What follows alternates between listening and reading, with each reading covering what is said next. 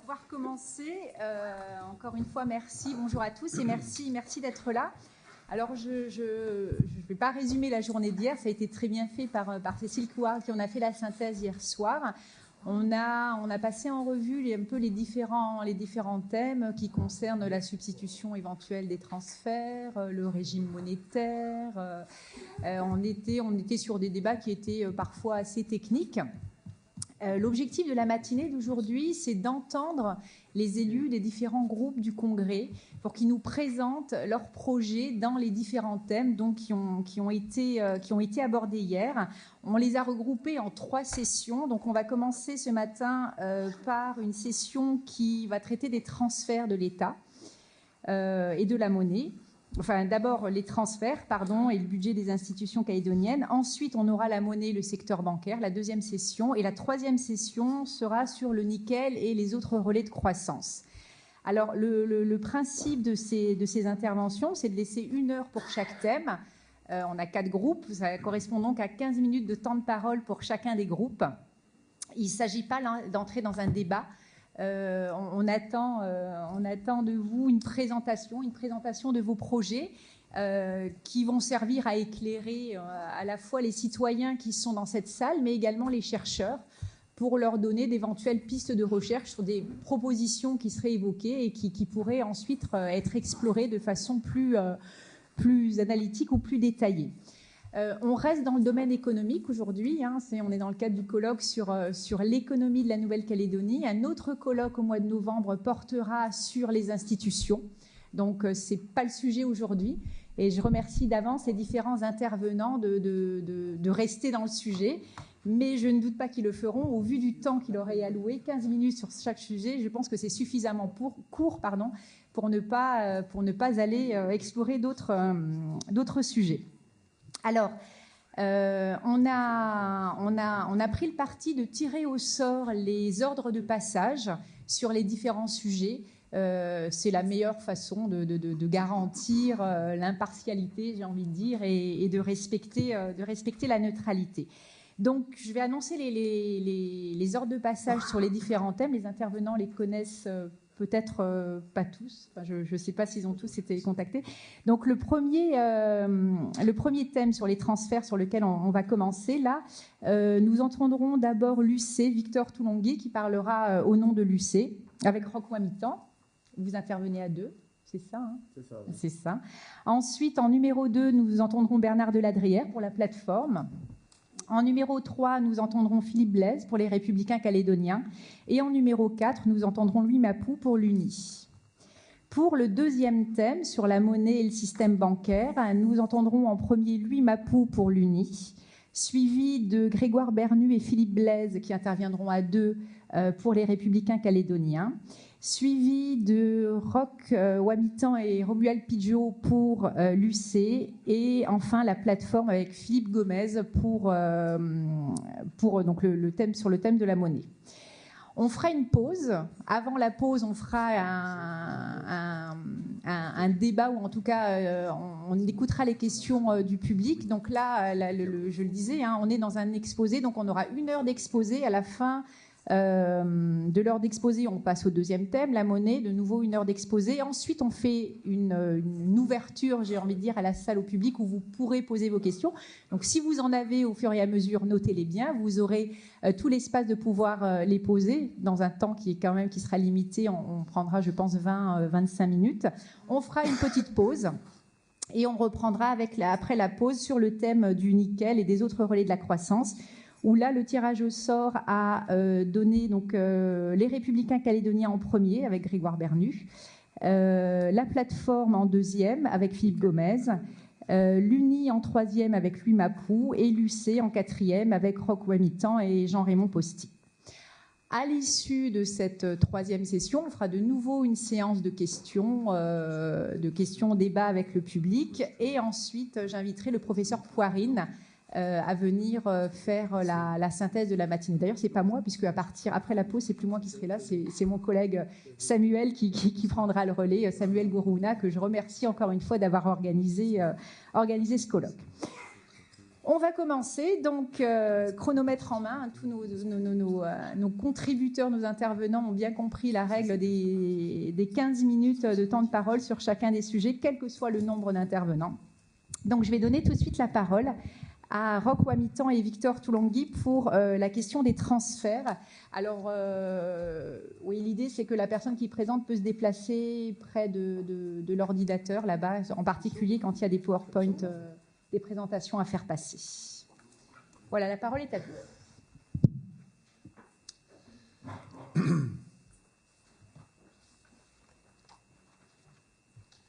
Bien, merci Madame. Je voudrais tout d'abord remercier les organisateurs de ce colloque au nom du groupe.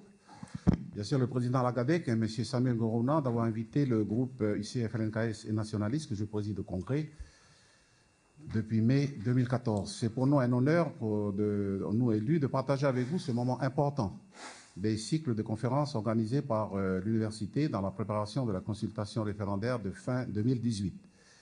Il s'agit là aussi d'une bonne opportunité de confronter notre projet politique aux réalités économiques du pays et de sa région telles que perçues par des experts universitaires dans le cadre institutionnel qui nous régit en lien avec la France et l'Europe. Comme tout un chacun, la mondialisation qui s'impose à nous nécessite de revisiter nos fondamentaux pour tenir compte de l'évolution de ces 30 dernières années afin d'ajuster la définition et l'expression de notre projet politique aux données de ce début du XXIe siècle dans cette région océanienne où s'organise notre destin. L'intervention des experts pour apporter des éclairages pertinents et adéquats à nos différents projets est nécessaire et, je dirais même, capitale, car il n'est tout juste pas possible pour nous, responsables politiques, de conduire notre peuple vers des voies de régression et de souffrance. Nous sommes ainsi comptables devant l'histoire de nos décisions dans le cadre de la préparation de la consultation référendaire. Ces dernières années, nous avons eu la possibilité de bénéficier d'experts missionnés par le gouvernement français dans le cadre des différents comités de pilotage sur le transfert des compétences régaliennes. Leur travail d'accompagnement a été reconnu, mais il nous manquait l'avis de professeurs européens, océaniens ou étrangers dont la compétence technique dans le domaine de l'économie et de la finance, objet du colloque, soit légitime. C'est là un avantage pour les politiques que nous sommes, même si certains ont eu des parcours universitaires dans ce domaine. S'agissant donc du FLNKS, de l'Union calédonienne plus particulièrement, le développement économique a toujours fait partie de nos revendications. Ainsi, à ses origines, les deux associations confessionnelles, qui sont l'UICALO et l'AICLF en 1946, établissent un programme qui ne se limite pas à une réorganisation administrative, juridique ou politique des tribus et des districts, mais se préoccupe du développement économique et social de la réserve et l'amélioration des conditions de vie des hommes et des femmes, des enfants aussi vivant en brousse et en ville. L'aspiration à une authentique promotion économique et à un meilleur niveau de vie, chose entrevue pendant la guerre, donc la guerre de 1945, avec la présence américaine, sont des priorités affichées par tous. Il en sera de même pour l'Union calédonienne dans les discours du président de l'époque, M. Lenormand, vice-président du Conseil de gouvernement. Ce discours prononcé le 29 octobre 1957 devant l'Assemblée territoriale, un discours de haute tenue et visionnaire où il présentera les grandes lignes d'action de son gouvernement en matière notamment de politique économique pour le développement du pays. Le Front indépendantiste puis le FLNKS agiront dans le même sens pour le rééquilibrage et la mise en œuvre des outils économiques en province Nord et Île, ainsi qu'au niveau pays, dans la droite ligne des accords de Nainville-les-Roches de 1983, Matignon-Dino 1988 et accord de Nouméa en 1998, mettant l'accent plus particulièrement sur les mesures de décolonisation. Après ce bref rappel, confirmant que nous nous situons dans une histoire longue, et avant de passer la parole à Victor Toulangui, il semblait important pour moi de souligner que concernant le premier sujet, c'est-à-dire celui des transferts de l'État, sa raison d'être est non seulement liée au fait du rattachement institutionnel de la Nouvelle-Calédonie à la France, mais aussi aux effets des revendications politiques indépendantistes de la fin des années 70 ayant abouti aux différents accords. Politiquement, les indépendantistes considèrent cette contribution de l'État, hormis le financement des compétences de souveraineté, comme un élément de résolution du contentieux colonial, par le rééquilibrage et la mise en œuvre du processus de décolonisation et d'émancipation en préparation de l'acte d'autodétermination devant aboutir à la souveraineté du pays. C'est dans la droite ligne des résolutions de l'ONU que le FLNKS est situé pour considérer que ces transferts devaient en priorité servir au processus de décolonisation et au processus d'émancipation. Dans tous les cas, ils n'étaient pas destinés à poursuivre une logique de domination coloniale dénoncée en 1995 par Jean Fraisse, et par là à ancrer définitivement le pays dans la France en promouvant une politique d'assistanat telle que le pays ne pourra plus jamais se passer de ces transferts. Le volume des transferts devait être proportionnel aux besoins du pays pour son rééquilibrage et son développement, et progressivement, un niveau d'autonomie financière devait être atteint à partir d'une restructuration économique débouchant sur la création de richesses produites localement. 30 ans après les accords, la question se repose d'un financement de notre économie sans ces transferts. Qu'en a-t-il vraiment? Je vais laisser donc la parole, la suite, à Victoire Toulangui. Je vous remercie.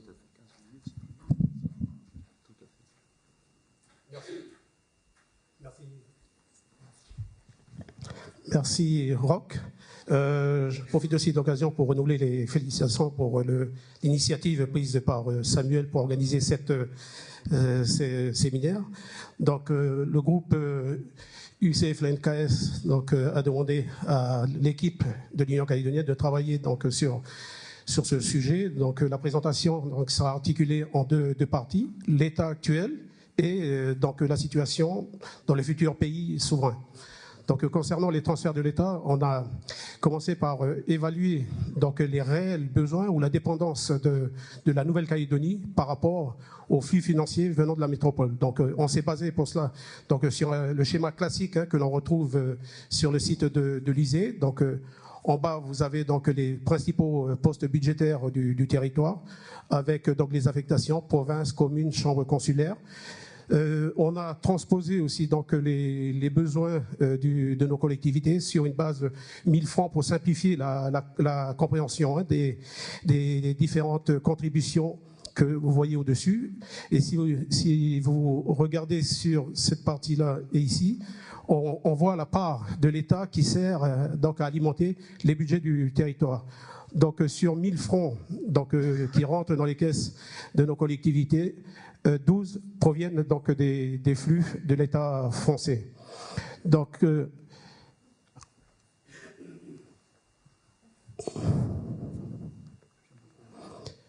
les autres ressources de nos collectivités proviennent principalement des richesses générées par l'économie calédonienne, donc les contribuables et les revenus des sociétés, c'est ce qu'on appelle les matières imposables. Donc en 2013, cette richesse était évaluée à 886 milliards et 956 milliards en 2015. Le montant des transferts de l'État, bien entendu, sont intégrés dans ces 886 milliards. Donc cela représente environ 15% du PIB, donc de la richesse produite par le territoire. Donc, on va s'intéresser maintenant à ces 555 milliards, savoir l'utilisation, l'affectation de ces ressources. On s'est basé sur tout ce travail sur l'année 2013, parce que c'est l'année où on a pu récupérer des informations détaillées sur l'affectation par chapitre des flux financiers provenant de l'État français. Donc ici, je suis désolé, on a du mal un peu à voir, mais sur les 156 milliards, pratiquement 97 milliards servent à payer les salaires des fonctionnants exerçant des fonctions dans les compétences régaliennes. Donc sur ces 96 milliards, vous avez 45 qui rémunèrent le personnel de l'éducation. On a une partie aussi ici, 34 milliards, qui viennent alimenter les caisses de nos collectivités, le gouvernement, les provinces et les communes. Et puis, vous avez 7 milliards en bas qu'on a quand même intégrés, alors qu'on pense que ces montants-là doivent être sortis de ce cadre-là, puisque c'est ce qu'on appelle les contrats de plan. Donc, c'est un engagement de l'État français à accompagner le processus de décolonisation inscrit dans les accords de Nouméa. Donc, et en bas, les 24 milliards, c'est les besoins de fonctionnement des différents services régaliens de l'État français. Donc tout ça représente 155 milliards.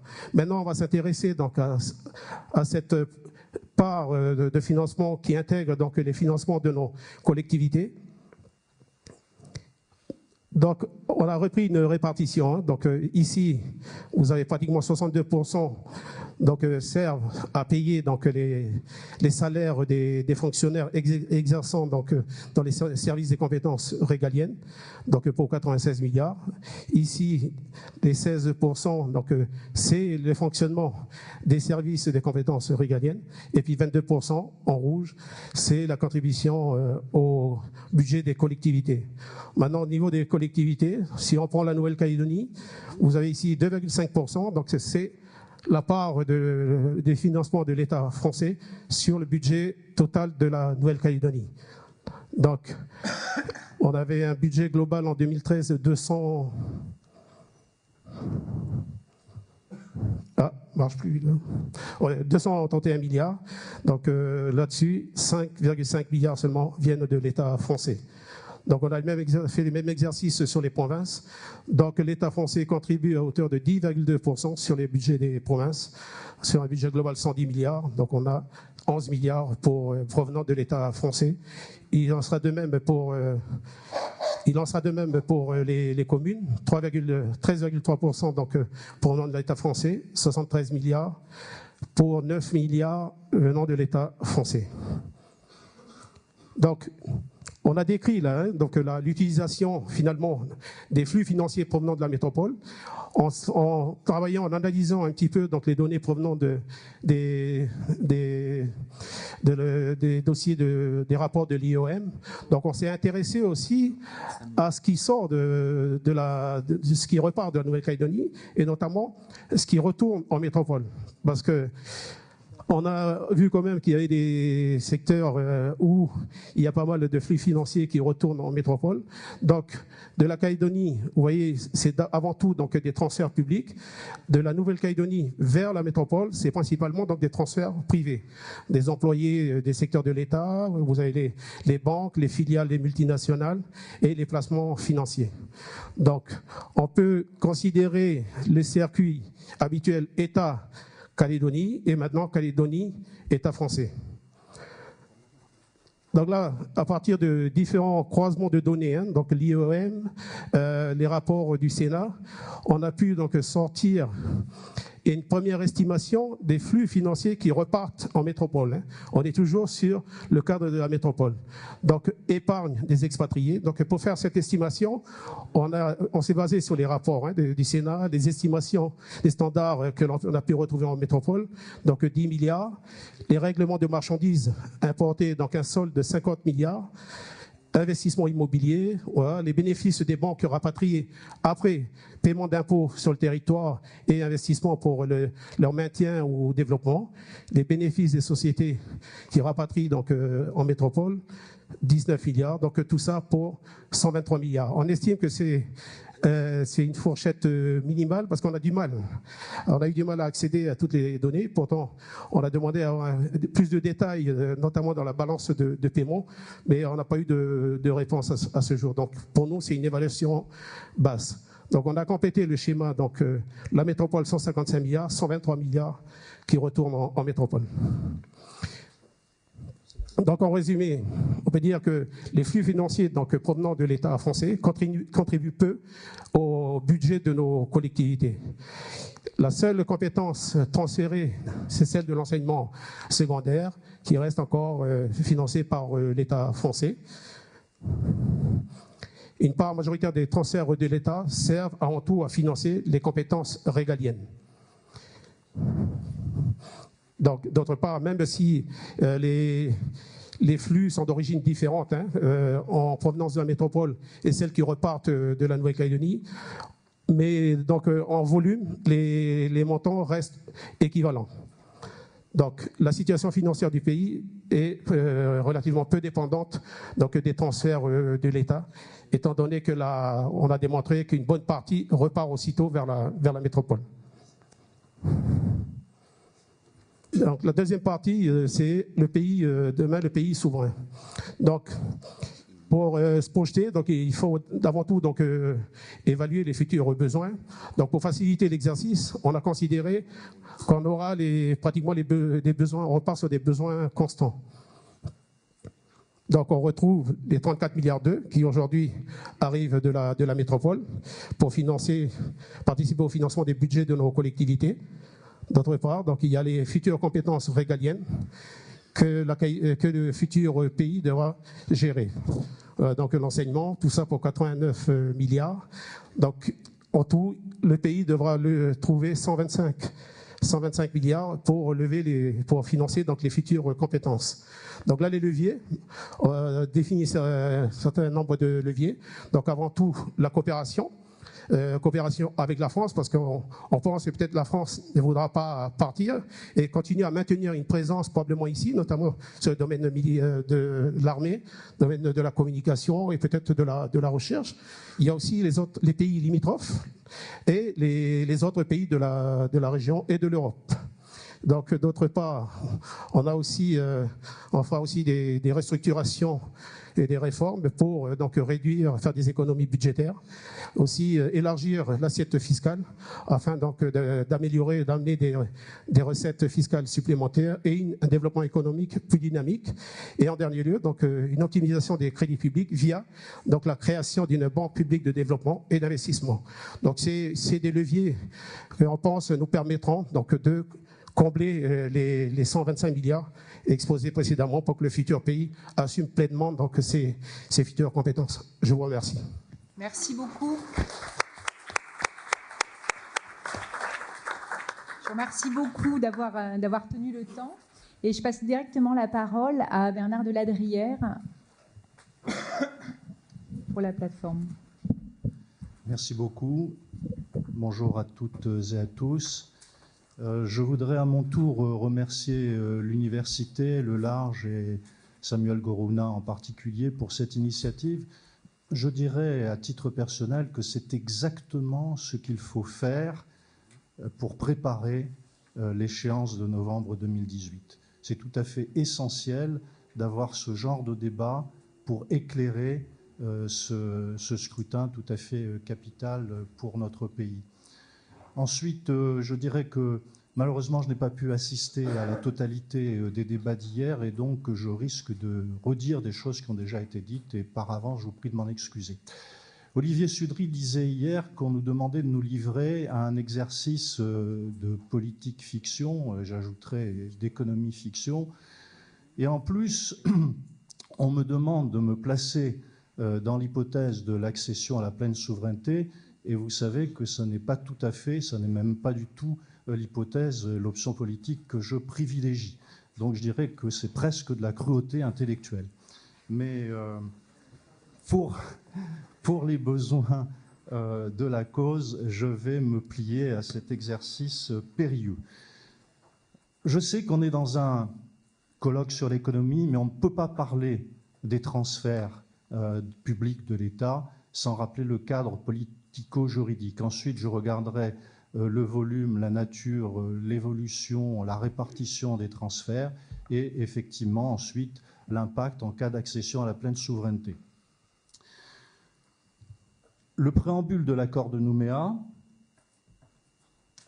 prévoit que la Nouvelle-Calédonie bénéficiera pendant toute la durée de mise en œuvre de la nouvelle organisation de l'aide de l'État et des financements nécessaires pour l'exercice des compétences transférées et pour le développement économique et social. Les engagements seront inscrits dans des programmes pluriannuels.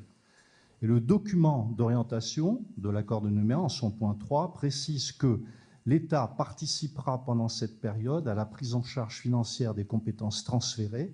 Cette compensation financière sera garantie par la loi constitutionnelle. Et c'est effectivement ce qui est prévu par l'article 77 de la Constitution qui a constitutionnalisé l'accord de Nouméa.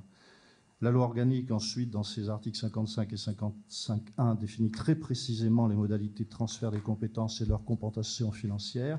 Et l'article 210 traite des contrats pluriannuels de développement.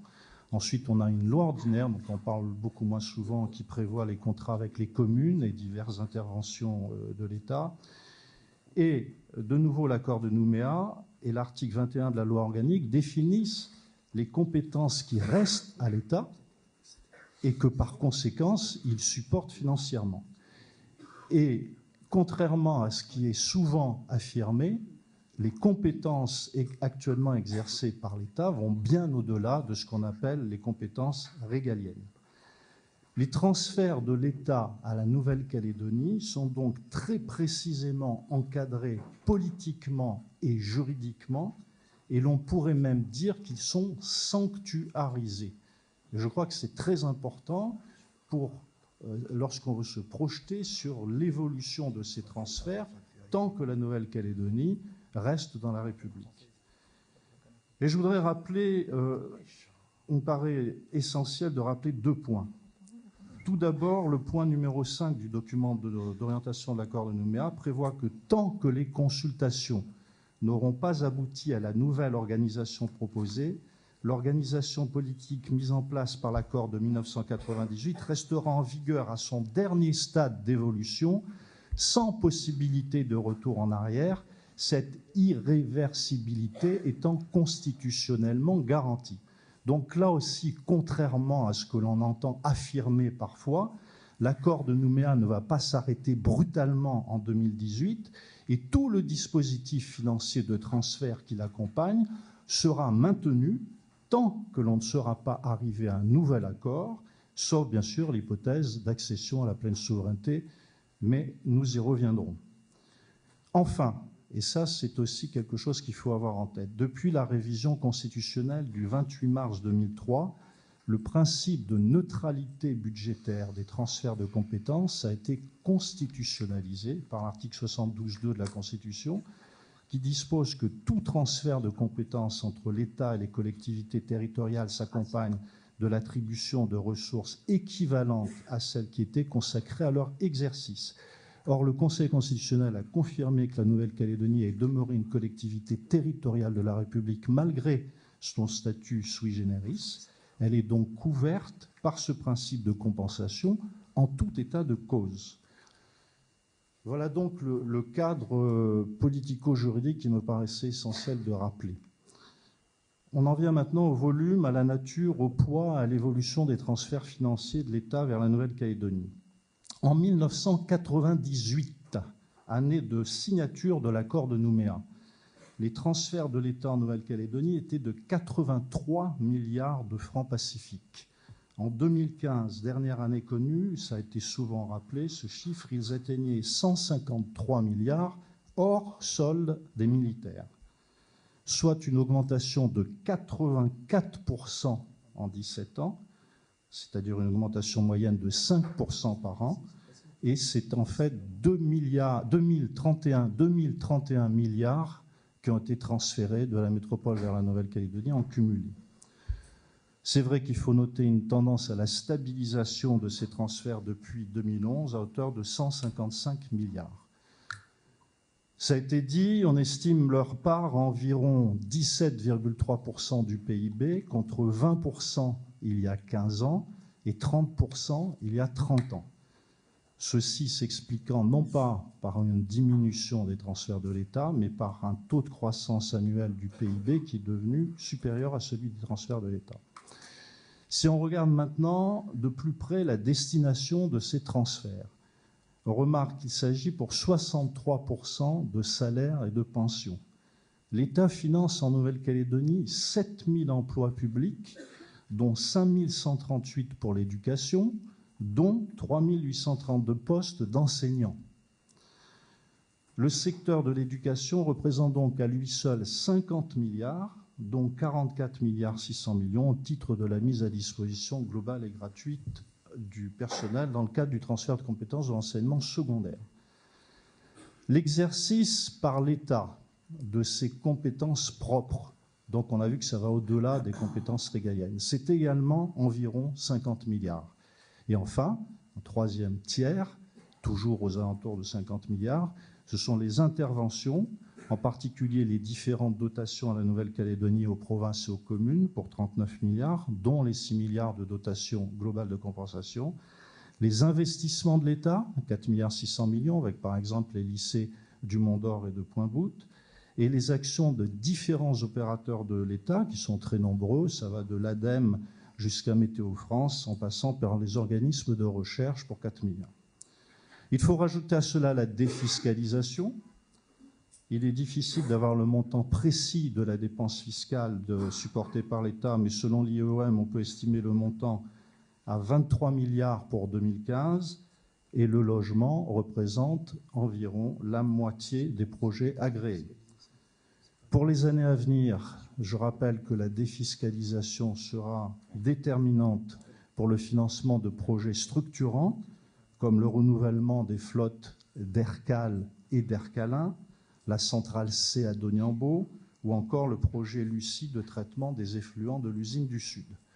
Évoquons également les prêts de l'AFD, 25 milliards en 2016, de la Caisse des dépôts et consignations, 80 milliards d'encours qui ont permis notamment le financement du Medipol.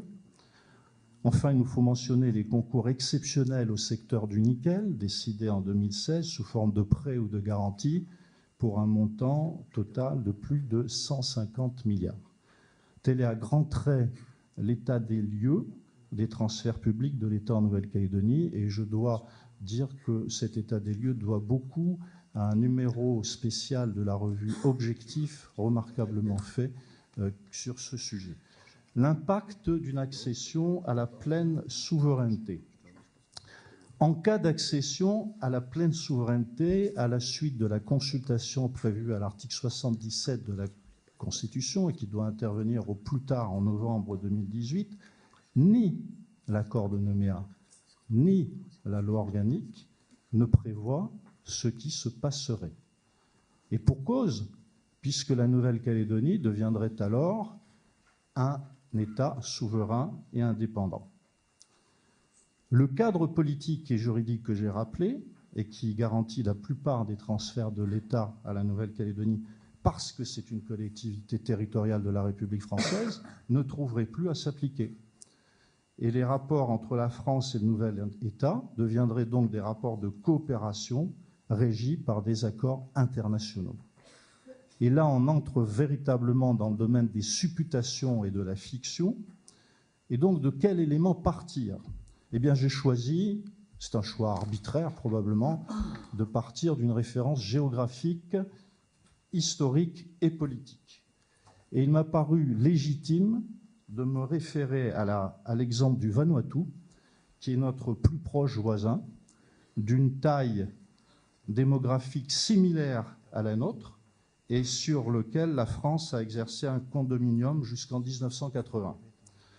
Le total de l'aide publique française au Vanuatu, je parle de l'aide de la métropole, hors aide de la Nouvelle-Calédonie, est d'environ 1 525 000 €, soit 181 millions de francs CFP, ou de 2 525 000 €, soit 300 millions CFP, si on en ajoute la quote-part de la France dans le Fonds européen de développement destiné aux ACP. On est donc dans un rapport de 1 à 84 ou de 1 à 56 entre l'aide de la France au Vanuatu et les transferts de la métropole à la Nouvelle-Calédonie, et ce sans tenir compte de la défiscalisation, etc. C'est sans commune mesure. Et je retiendrai donc l'hypothèse qu'en cas d'accession à la pleine souveraineté, les transferts de la métropole vers la Nouvelle-Calédonie deviendraient marginaux par rapport à ce qu'ils sont aujourd'hui. Alors je vais accélérer parce qu'on m'a montré un petit papier au terme duquel je n'avais plus que 5 minutes.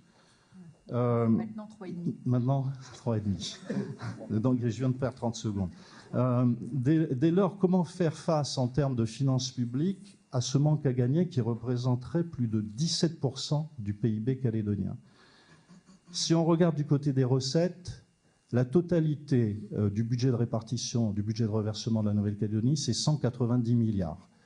Donc si on voulait substituer les transferts publics de la métropole par les impôts, il faudrait les augmenter de 80%, ce qui bien évidemment est totalement irréaliste dans une période en plus d'atterrissage économique et de crise durable du nickel. On pourrait aussi imaginer que la Nouvelle-Calédonie se transforme en État mendiant et aille quémander autour du monde des aides sans naturellement garantie ni de succès ni de durabilité, et ça poserait de toute façon un problème de dignité et d'indépendance en trompe-l'œil. Alors j'accélère. On a vu que l'essentiel de ces dépenses sont destinées à qu'un tiers de ces dépenses est destiné à l'enseignement. Réduire ces dépenses, ça serait porter un coup fatal à l'avenir du pays et au vivre ensemble. Et on a vu hier qu'en plus l'éducation, c'est absolument essentiel dans la trajectoire de soutenabilité. Je ne parle pas des communes pour exercer leur mission, des provinces pour construire des collèges, etc. Comment rattraper le déficit existant en matière de logement? Réaliser les investissements structurants, éviter la fermeture des usines de nickel sans la défiscalisation, les contrats de développement, les aides exceptionnelles de l'État. Si on prend maintenant un point de vue purement macroéconomique, comment vouloir trouver 17 points de PIB en augmentant la productivité de notre entreprise ou en diversifiant l'économie? Ça prendra des décennies. Donc, très simplement, d'un point de vue budgétaire, l'accès à la pleine souveraineté n'apparaît pas soutenable. Je conclus. Je suis désolé, j'ai été obligé de couper. Je voudrais vous dire très rapidement plusieurs choses. D'abord, je suis bien sûr conscient d'une faiblesse méthodologique dans le raisonnement, qui est un raisonnement toute chose égale d'ailleurs. Même si je suis profondément convaincu que l'accession à la pleine souveraineté se traduirait par une terrible régression du service public et du développement économique et social. Deuxièmement, comme le prix Nobel d'économie Jean Tirole, je crois que l'économie doit être au service du bien commun. Elle doit avoir pour objet de rendre le monde meilleur et pour cela d'identifier les institutions et les politiques qui promouvront l'intérêt général.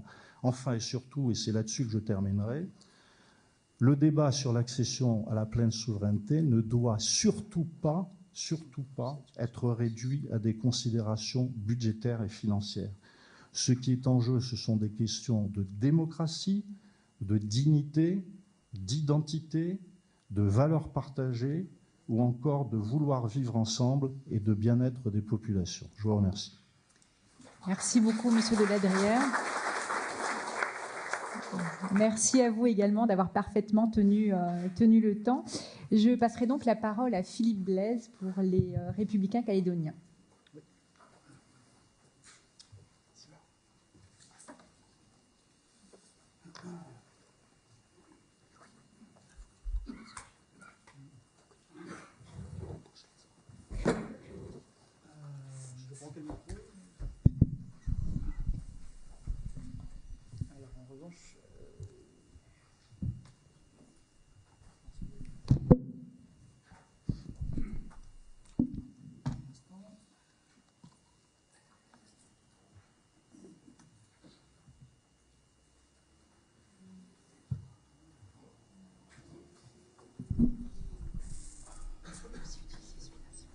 Ah oui, je veux bien. Je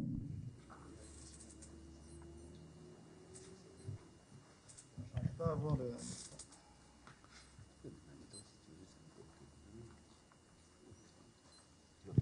Écoutez, tant pis. Merci à tous. Je voudrais remercier l'équipe de l'université, Catherine Ries, Samuel Gorouna, Laïssa Roy, tous les autres professeurs dont on a suivi les travaux hier pour leur présentation qui était très intéressante. Je vais donc vous parler de notre vision des transferts de l'État et de ce qu'on peut en tirer comme conclusion. Alors, Grégoire Bernu et moi-même, Philippe Blaise, nous avons la chance d'avoir eu un parcours dans le privé, dans la banque, ce qui nous a donné une vision, je dirais, très opérationnelle de l'économie. Et ça a beaucoup éclairé notre travail en tant qu'élu et notre analyse de la situation financière de la Calédonie. Je pense que dans la préparation du référendum, il est essentiel, effectivement, de revenir à la réalité. Il y a le discours idéologique, mais il y a des réalités humaines, c'est-à-dire qu'il y a des gens qui ont des salaires, qui ont des maisons, qui ont des prestations sociales. Et il faut objectivement regarder la soutenabilité de telle ou telle option politique. Alors, la réalité en Calédonie, et je remercie M. Sudry, j'ai beaucoup pompé sur son travail. Il avait fait un excellent rapport sur l'état des finances calédoniennes. Le premier constat, c'est que la Calédonie vit au-dessus de ses moyens. Ça, ce sont des chiffres de 2013. C'est une présentation, ce sont des extraits d'une présentation qu'on a fait l'année dernière, ici même à l'université, le MRC. Ces documents, la version complète est sur le site du MRC, à Enjeux référendum. Et donc, j'ai pas mis à jour les chiffres à 2014. Ils sont disponibles sur le site de l'ISEE parce que c'est un travail assez long, mais les grandes masses sont les mêmes, les constats sont les mêmes. Le PIB en 2013 de l'Académie, 886 milliards, nous permet d'avoir des prélèvements publics globaux de 348 milliards, soit 39% de la richesse du pays, mais en réalité, nous dépensons 56%. L'écart, il vient tout simplement des transferts de l'État, c'est-à-dire ces 135 milliards. Et comment utilise-t-on cet argent? Eh bien, quand vous mettez face à face les recettes et les dépenses publiques de la Calédonie en 2013, on voit qu'une grosse masse sont les cotisations sociales qui couvrent imparfaitement les prestations sociales, donc une partie doit venir de l'impôt. Et quand vous regardez donc d'un côté les prestations sociales dans les dépenses, 154 milliards, les dépenses des administrations totales globalement, c'est 343 milliards, dont une très grosse part de salaire, mais également de la dépense pour du fonctionnement, pour de l'investissement. Et là-dedans, eh bien, les transferts, 135 milliards dans les comptes des établissements publics, c'est 40% de l'ensemble de la dépense. 40% de l'ensemble de la dépense publique calédonienne. Le chiffre varie en fait en fonction du périmètre. On entend des fois 166, l'État dit 153 dans le rapport de l'IOM. En fait, tout ça, c'est une question de périmètre. C'est-à-dire qu'il y a ce qui est comptabilisé par l'ISEE, mais il y a l'État qui réintègre les dépenses des opérateurs d'État. Donc vous avez l'ADEME, l'ONEMA, l'IAC, l'IRD, Météo France. Vous avez les salaires des militaires qui sont payés en métropole, mais qui sont dépensés ici. Vous avez les dépenses pour les gendarmes de passage. Et donc, à ça, vous pouvez également rajouter, pour avoir le chiffre global de 166 milliards, eh bien, les frais de fonctionnement de NC Première, qui est une entreprise, c'est pas une administration, c'est une entreprise. Et puis, il y a tout ce qui est la défiscalisation. Alors, la rétrocession, c'était 4,7 milliards en 2013. Et puis, il y a la contre-valeur des matériels militaires qui sont déployés en Nouvelle-Calédonie. Donc voilà comment on peut avoir ces trois niveaux de chiffres en fonction du périmètre qu'on choisit. Galliano, quand il était président du Congrès, avait fait faire ce très beau graphique, combien la France paye, qui est donc le périmètre global et que je vous invite à relire à l'occasion, parce que vraiment il y a tout là-dedans, dont notamment le prix de l'université. Il ne faut pas oublier qu'on doit payer nos profs d'université, 3 milliards. Alors, je voudrais vous faire cette présentation sous une autre forme, c'est la comparaison et les flux entre le budget de l'État et puis les budgets des collectivités locales. En fait, dans le budget de la Calédonie, quand on vote le budget, on vote le budget propre de la Calédonie, un budget de reversement, on reverse à des établissements publics, et le budget de répartition aux collectivités.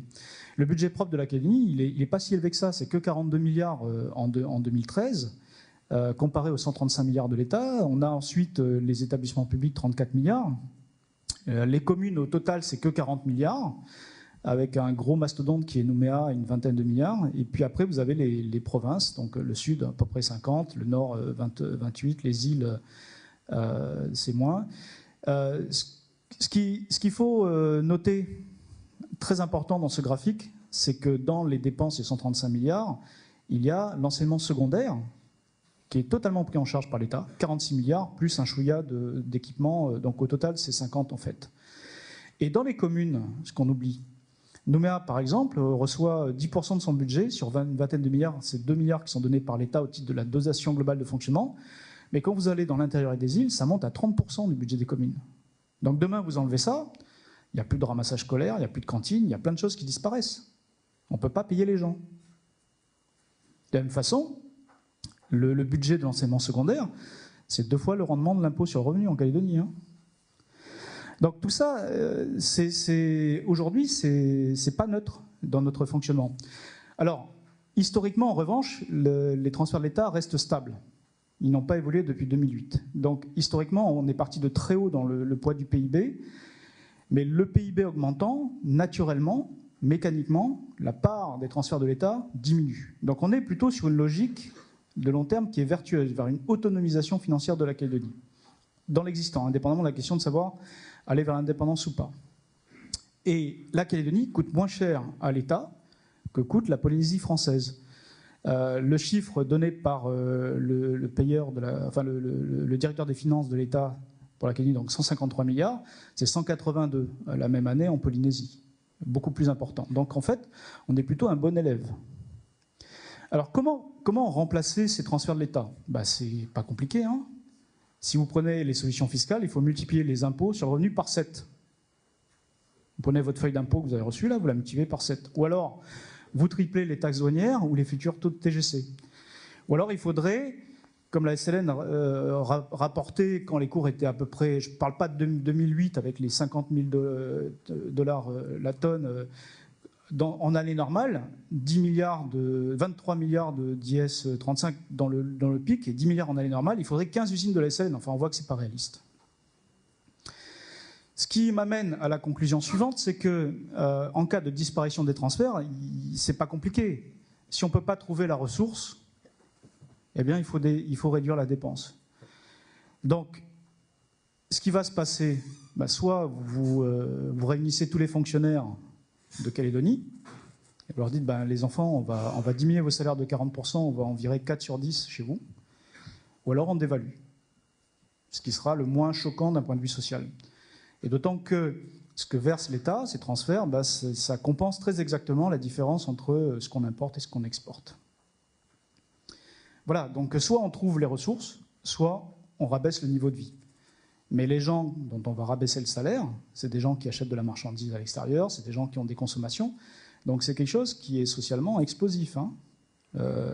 On nous parlait hier des émeutes de la faim au Maroc, c'est ce qui nous pend au nez. Les conséquences d'une dévaluation de 40%, la Calédonie, elle ne produit pas ses voitures. La Calédonie, elle importe l'essentiel de ce qu'on mange, les médicaments.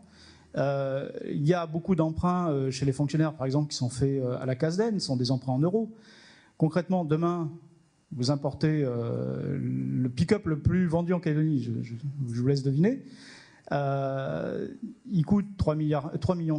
Demain, vous dévaluez de 40%, il coûtera 6 millions. Ce ne sera plus achetable par tout le monde. Les échéances d'un emprunt CASDEN pour un appartement, aujourd'hui, c'est 150 000 francs, un appartement F3 classique. Demain, ça sera 250 000 francs en monnaie dévaluée. Voilà la réalité d'une dévaluation. Alors tout à l'heure, j'entendais nos collègues de l'UC expliquer que c'est pas grave parce qu'en fait, on va compenser ce que nous donne l'argent que nous donne la France par ce qu'on envoie en métropole. Mais on ne parle pas du tout de la même chose. Moi, je suis désolé. L'argent que nous donne la France, c'est de l'argent gratuit. On ne doit rien en échange. C'est pour payer des salaires, c'est pour faire fonctionner les dépenses des fonctionnaires.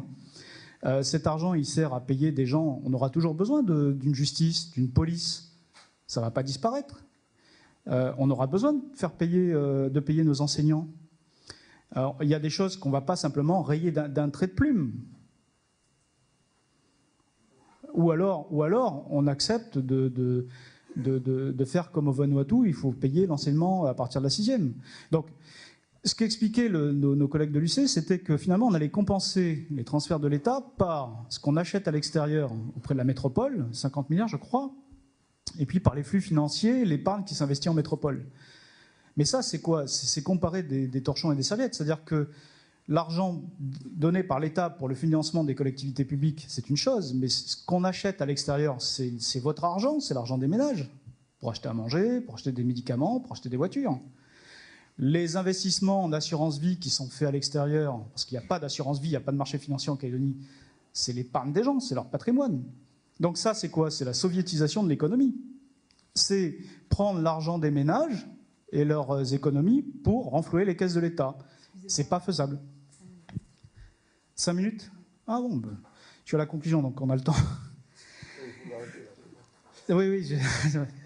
Non, je ne vais pas m'arrêter, je suis désolé.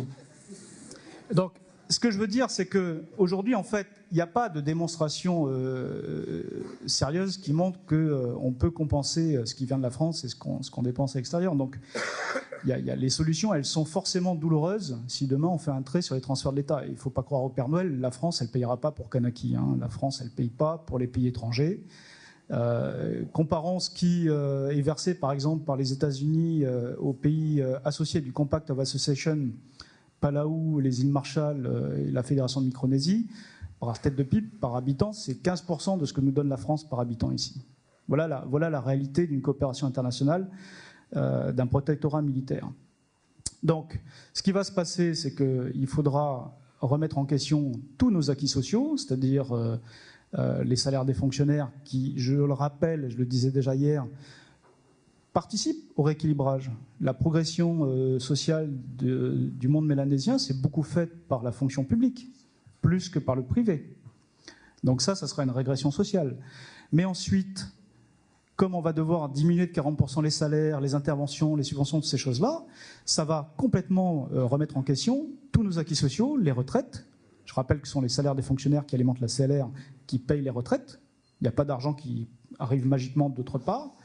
L'aide médicale gratuite, 7 milliards en province sud, 5 milliards dans le nord, 2,5 milliards dans les îles. Les services publics, les équipements publics, la santé pour tous, l'école gratuite. Voilà des réalités. L'indépendance, elle n'a pas de prix, mais elle a un coût. Donc, la disparition des transferts serait pour moi un suicide social. Et puis, la réalité, c'est que même si il n'y avait pas de référendum en 2018, même si on n'avait pas ce débat, c'est qu'aujourd'hui, on est en difficulté. Parce qu'il y a une explosion des dépenses sociales. On dépense plus que ce qu'on a comme recette fiscale, mais en plus, on ne maîtrise pas les dépenses. Et donc, aujourd'hui, la question qui se pose, c'est pas demain comment on fera sans les transferts, mais comment on va faire aujourd'hui pour s'en sortir, même avec les transferts. Je vous le dis, aujourd'hui, on n'a pas la réponse et nous allons vers de graves difficultés budgétaires. Donc, je crois qu'on n'a pas le luxe de, en plus, se séparer d'un argent qui est indispensable pour notre fonctionnement. Je vous remercie. Merci beaucoup, Monsieur Blaise. Il vous reste 2 minutes, hein, s'il y a des choses que vous n'avez pas eu le temps de dire. Non, mais je crois que c'est bon. C'est bon, ok. Pour l'arrêter, nous allons bagarrer. Je censure personne, moi. Et donc, Monsieur Mapou, pour l'UNI, il y a un PowerPoint ou pas? Non, non, c'est bon. Oui, ça. Ouais. Allez-y, la parole est à vous. Bien, bonjour à tous. Je voudrais d'abord remercier l'UNC de cette initiative qui contribue, comme les autres colloques organisés jusque-là, à un besoin essentiel et qui constitue aussi un enjeu à ce moment de l'histoire de notre pays, celui d'objectiver le mieux qu'on peut les données, ou en tout cas les défis et les éléments de compréhension des enjeux dans lesquels nous nous trouvons. Je viens de voir là un exercice que viennent de faire mes collègues, qui peut nuire à cet objectif, puisque le moins qu'on puisse dire, c'est que l'information économique dans notre pays reste quand même une question sur laquelle les chercheurs, les différents organismes doivent continuer à travailler pour nous rendre une information la plus cohérente, la plus précise, pour qu'on puisse bien en appréhender la teneur et se projeter parce qu'on a besoin de se projeter. Je voudrais remercier aussi Samuel de cette initiative faite aux politiques à la fin de ce colloque. Je voudrais lui dire et à tous ceux qui sont intervenus hier que je crois que je suis le seul là pour un non-économiste. C'est un exercice périlleux parce que vous nous demandez de nous frayer un chemin à la fin d'une journée qui a été riche d'informations hier. Mais je ne suis pas sûr, et c'est les propos que je vais tenir ici, je ne suis pas sûr qu'on puisse réduire les enjeux qui sont devant nous, en tout cas nous les politiques nous-mêmes, en des considérations d'hypothécaires, parce que ce qui est en jeu est au-delà de ces questions, même si ces questions restent de notre responsabilité qui font qu'on les appréhende. L'intitulé du premier sujet, transfert de l'État et un budget des institutions calédoniennes, impact en cas de pleine souveraineté, et je voudrais le dire, comme l'a dit Bernard de Randrière, est osé. Mais j'en profiterai parce qu'il permet de mettre en perspective quelques enjeux sur lesquels je voudrais revenir. Je ne citerai pas de chiffres, parce que je ne crois pas que, après les chiffres qu'on a entendus hier et ceux de ce matin, ça puisse apporter quelque chose. Vous me permettrez d'entrer, de l'aborder par la question de l'accès à la pleine souveraineté. Ce sont deux aspects qui me semblent importants, ou trois aspects qui me semblent importants, qui sont inhérents à cette perspective statutaire. Je crois que nous devons garder à l'esprit que notre pays a parcouru un chemin considérable depuis 1988. Sur le plan général, ce fut l'ère de l'entrée des Kanaks dans les institutions. Beaucoup d'anciens qui sont ici savent bien, puisqu'ils ont beaucoup participé. Je pense à Didier qui est dans la salle, qui a beaucoup fait du côté de Tiwaka pour essayer d'amener, de prendre ou de proposer des nouvelles initiatives. Et dans l'économie et le développement du pays, autour de deux options politiques. De nombreuses réalisations effectuées en matière économique montrent que nous pouvons, je crois, sortir du modèle existant si on veut réussir. Vous m'excuserez de reparler de l'exemple de la politique mise en œuvre dans le cadre du rééquilibrage. Parce que je crois que c'est un bon exemple, et notamment la réalisation du pôle urbain et industriel du Nord. Parce qu'on parle beaucoup de l'unité industrielle, mais l'unité industrielle, sans les objectifs et la dynamique qu'elle entraîne, ne serait pas comprise dans l'exercice que nous devons faire pour l'avenir. La Nouvelle-Calédonie dispose en tout cas, à mon sens, et en tout cas après ce que j'ai entendu durant la journée d'hier, dispose d'atouts importants, comme l'ont confirmé le président de la première journée. Mais je crois qu'il y a deux défis qu'il faut qu'on s'attache à les relever. C'est l'importance des inégalités que vous avez soulevé. C'est tout de même un paradoxe que dans un développement qui est le nôtre, les inégalités ou la réduction des inégalités apparaissent comme un moteur de croissance, alors que normalement le développement est censé créer des possibilités ou une capacité pour les uns et les autres à faire des choix. Et comme dit certains prix Nobel, le développement, c'est une condition à la liberté. Et je voudrais le redire ici. Le caractère pluriel de la société, c'est l'autre enjeu, puisque il faut le relever sans hypothéquer la soutenabilité du développement que nous voulons tous pour le pays. Le deuxième point sur lequel je voudrais m'attarder, c'est l'accès à la pleine souveraineté. Vous le savez tous, mais je crois que parce que la grande majorité, nous ne l'avons pas vécu, ça reste quelque chose qui reste difficile à appréhender, mais nous devons intégrer, et je crois que nous l'avons intégré, que c'est un changement statutaire. Au-delà de ce que notre pays a connu depuis 1984, lorsqu'il a fallu passer du statut Lemoine au statut Fabius Pisani, lorsqu'il a fallu passer du statut Fabius Pisani au statut Ponce, lorsqu'il a fallu passer du statut Ponce aux accords de Matignon ou d'Union, et enfin des accords de Matignon au dernier qui nous régissent encore aujourd'hui, à l'accord de Nouméa. Puisqu'il s'agit d'un cadre tout à fait nouveau, un nouvel État, ce qui induit en quelque sorte pour notre pays un changement de paradigme complet et qui nous oblige d'une certaine manière, pour parler de ce que connaissent bien les jeunes, à un changement de logiciel. Parce qu'il nous faut sortir du confort qui transparaît encore dans beaucoup de propos que nous tenons, ce confort qui consiste à faire ce que nous faisons en Nouvelle-Calédonie en pensant toujours que la mère patrie est une vache à traire. C'est une question fondamentale qu'il faut qu'on traite. Donc je voudrais le dire avec force ici parce que c'est ça le défi que nous devons relever. Je dois dire que ce qui a été présenté hier, et vous m'en excuserez pour ces propos, est un peu en deçà de ce que j'espérais entendre, mais je comprends et j'en retiens surtout qu'à partir de cette séquence, c'est un chantier que nous ouvrons.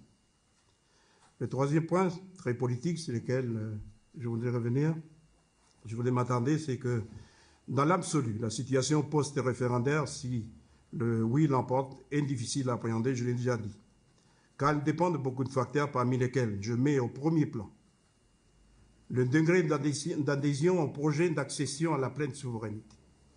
C'est un point essentiel.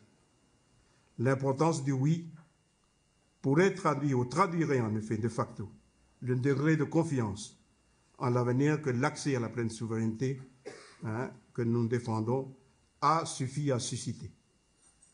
Mais l'accès à la pleine souveraineté doit entraîner une dynamique positive si nous devons relever l'ensemble des défis. Il n'y a pas d'autre alternative que celle-là. Mais c'est déjà le défi que nous devons relever aujourd'hui dans le contexte qui a été rappelé par Philippe Blaise à la fin de ses propos.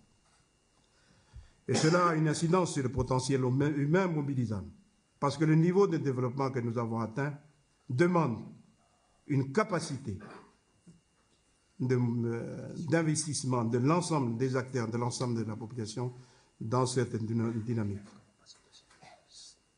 Il y a aussi une incidence sur le degré de stabilité potentielle du pays. C'est connu. L'accès à la pleine souveraineté ouvre une période d'instabilité statutaire qui peut aller au-delà si on ne s'y prend pas bien, et c'est ce que beaucoup redoutent dans les propos qui tiennent. Ça peut aussi avoir une incidence sur le climat de confiance des affaires. Parce que pour tenir les défis qui ont été relevés ce matin, et les enjeux, et en tout cas les questions qui ont été soulevées hier, il faut qu'il y ait un climat de confiance. Et les experts nous ont montré hier combien la difficulté que nous rencontrons dans le nickel peut influer énormément sur les climats des affaires, même si nous ne sommes pas impliqués dans l'activité du nickel. Eh bien, pour ce qui concerne la question de l'accession à la pleine souveraineté, nous sommes sur les mêmes problématiques. Enfin, sur la réactivité du pays, parce que lorsque nous accédons dans un statut différent, bien entendu, il faut qu'on ait la capacité de rebondir pour saisir toutes les opportunités qu'offre l'accession à la pleine souveraineté. En un mot, il en dépend notre capacité de maintenir ou de consolider le développement. Je voudrais aussi verser deux autres points à la réflexion. Question de principe, même si mes collègues ne sont pas d'accord, mais c'est le jeu politique, j'en conviens, la responsabilité de l'État est entière dans ce questionnement, non seulement du point de vue du droit international, mais surtout au regard de l'histoire et de l'objectif que nous nous sommes fixés, de réussir le processus de décolonisation par le haut. Il a de ce fait d'obligation d'accompagner le transfert des compétences. C'est le cas pour celles déjà transférées, ça doit l'être pour celles à venir sur des bases à définir ensemble. Cette hypothèse n'a pas été esquissée hier, or elle est une composante politique importante du processus en cours. L'accès à la pleine souveraineté, dès 2018 et au-delà de 2018, ouvre inévitablement une phase de transition, dont les termes et la durée feront l'objet d'une discussion. Considérant que les institutions actuelles ont des mandats qui iront jusqu'en mai 2019 et devront intégrer dès fin 2018, si c'est le cas, les implications des changements statutaires. La situation des engagements actuels sera inventoriée et devra être évaluée au nom du principe de l'État continuateur, dans le cadre qu'il faudra discuter avec l'État si on se réfère aux déclarations qui ont été jusque-là contenues de la part des plus hauts responsables nationaux. Par exemple, sur les contrats de développement prévus jusqu'en 2022, les contrats de défiscalisation jusqu'en 2025, les conventions diverses. L'État est engagé dans le cadre de l'accord de Nouméa sur une durée pouvant aller jusqu'en 2022, un accord pourrait être discuté avec l'État qui fixe les nouvelles termes de ce processus. Il pourrait en être de même pour l'exercice de la compétence et les compétences régaliennes. Si la justice et l'ordre public ont des incidences en termes de dépenses, surtout la défense, la monnaie et l'accès, comme vous nous avez indiqué hier, et l'accès à un statut international représente des coûts, bien sûr, mais surtout des opportunités dont certaines dimensions ont été énoncées hier, mais qui doivent être prospectées au-delà pour connaître quels sont les enjeux sur lesquels nous allons travailler. Au-delà de cette période, dont le principal objectif sera d'assurer la stabilité du nouvel État, la mise en place des institutions du nouvel État permettra de définir durablement avec l'État français et les autres les modalités d'une poursuite éventuelle des accords. Ce qui paraît être l'enjeu le plus important est au-delà de ces problématiques. Nous avons en effet l'obligation, la responsabilité de penser le développement du pays en dehors ou avec un soutien différent de la France. L'accord de Nouméa, mais c'est déjà le cas aujourd'hui. Nous l'avons fait dans certains domaines, nous l'avons insuffisamment fait ou fait tardivement dans d'autres. Les effets de cette action publique sont considérables, mais leurs impacts sur l'économie et les finances publiques sont à venir seulement. En fait, nous sommes à la fin du cycle politique débuté en 1985 avec les régions, qui nous produit un modèle spécifique, à dire d'espère, de ce qu'on a entendu hier, à savoir un pays qui fait cohabiter les caractéristiques d'un pays développé et d'un pays en développement. De surcroît, dans un contexte de crise économique face à l'enjeu politique majeur de 2018. Ce colloque est rassurant pour cela, car il rompt avec la sinistrose ambiante. La Nouvelle-Calédonie apparaît comme un pays qui a d'énormes atouts, des opportunités et des leviers pour son développement. L'accès à la pleine souveraineté est finalement l'aboutissement, ou pourrait être finalement l'aboutissement et le point de départ d'un processus historique qui oblige de réussir plusieurs grands défis. Développer son potentiel interne, continuer à réformer le pays, réformer le système institutionnel et garantir l'état de droit, élaborer le projet social, former, développer la compétitivité du pays, définir et consolider les indépendances. Mais, somme toute, et finalement, tout cela, nous avons montré que nous étions capables d'assumer. Il faut surtout du courage politique pour le grand enjeu de 2018. Le maître mot que je voudrais mettre à la disposition de tous pour l'avenir n'est-il pas, en définitive, la confiance en nous-mêmes, la confiance en l'avenir, et pour reprendre ce que disait M. Jean-Pierre Lim hier, il faut que nous osons, car on peut faire autrement. Merci.